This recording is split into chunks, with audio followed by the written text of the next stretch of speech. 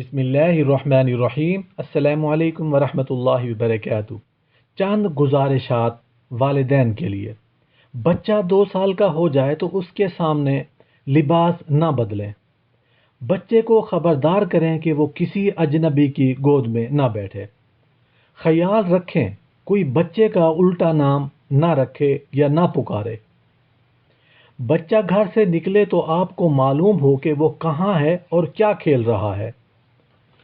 بچے کو نئے کارٹون یا فلم دکھانے سے پہلے خود دیکھ لیں۔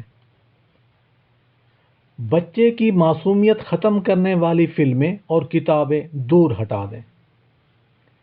بچے کیبل، کمپیوٹر پر کیا دیکھتے ہیں اس بات کا خیال رکھیں، توجہ رکھیں۔ خوش باش بچہ اداس رہنے لگے تو وجہ جانیں کہ آخر ایسا کیا ہوا ہے جس وجہ سے بچہ پریشان ہے، اداس ہے۔ بچہ کسی بالغ رشتہ دار یا ہمسائے کے ہاں نہیں جانا چاہیے۔